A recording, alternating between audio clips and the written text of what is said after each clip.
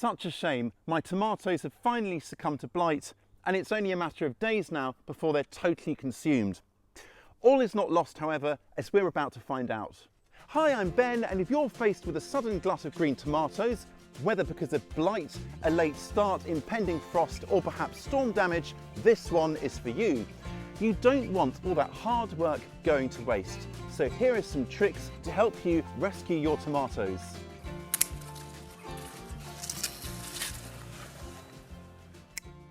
Let's start by harvesting the tomatoes.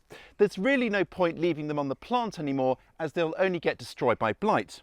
I'm cutting away whole trusses at a time and harvesting them with care so as to avoid bruising them.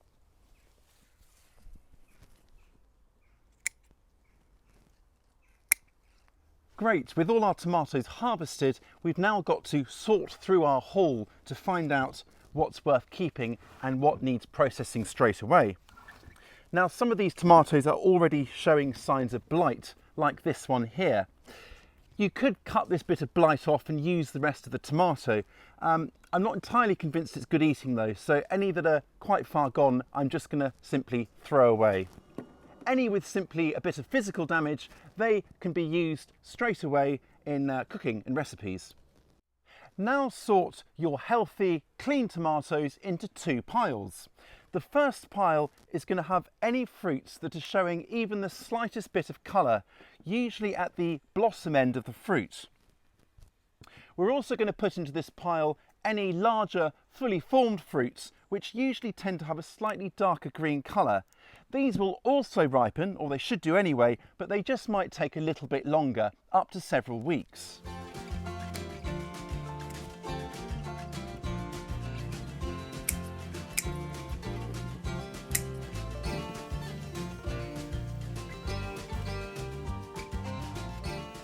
Our second pile is of smaller, lighter green tomatoes. There's next to no chance of these ripening, so we'll be using them up in some green tomato recipes later on.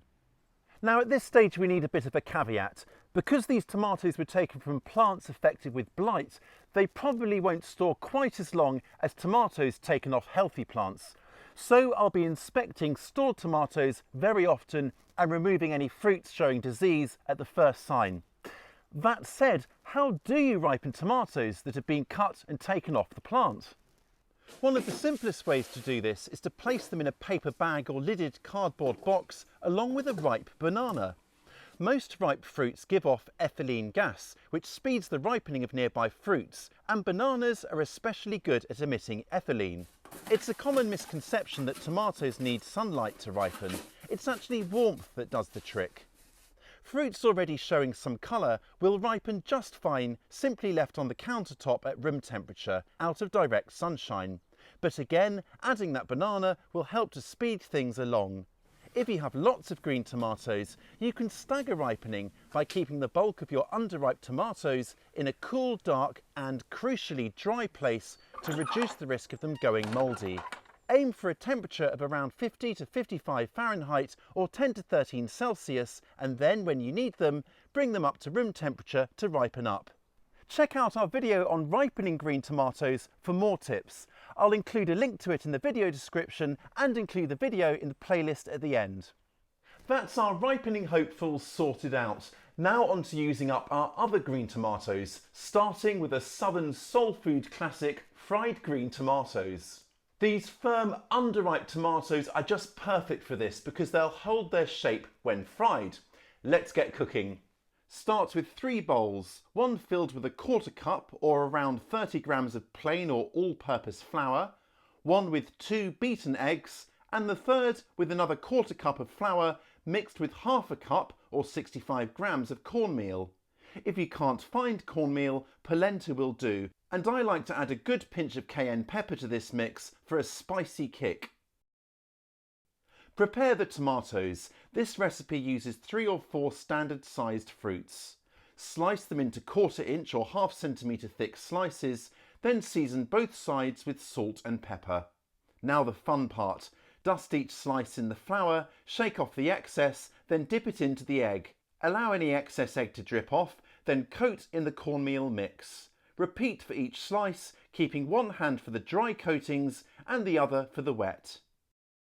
Pour a 1/4 inch or 1/2 centimetre layer of oil into a frying pan or heavy bottom skillet.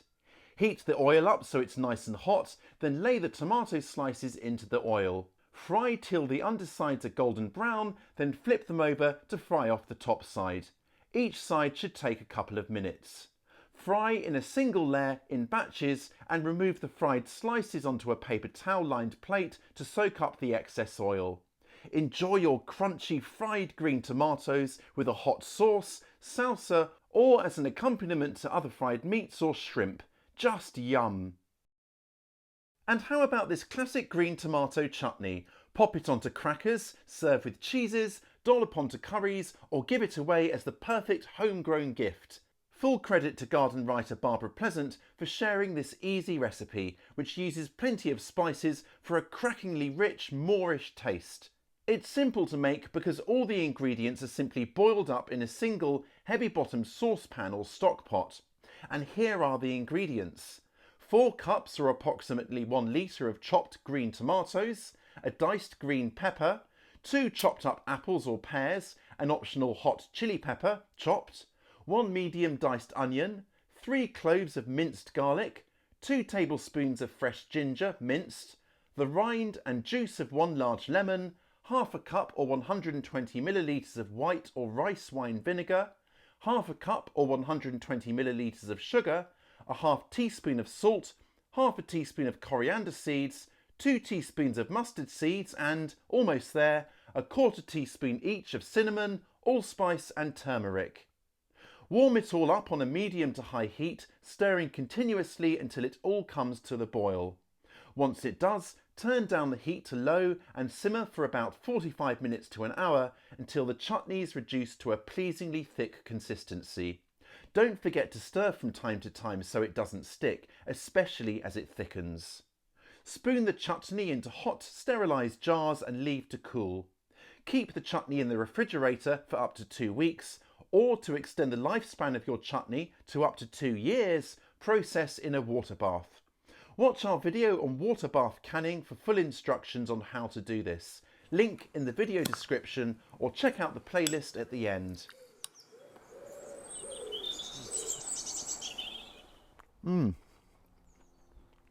Look, it has to be said, this green tomato chutney is totally delicious.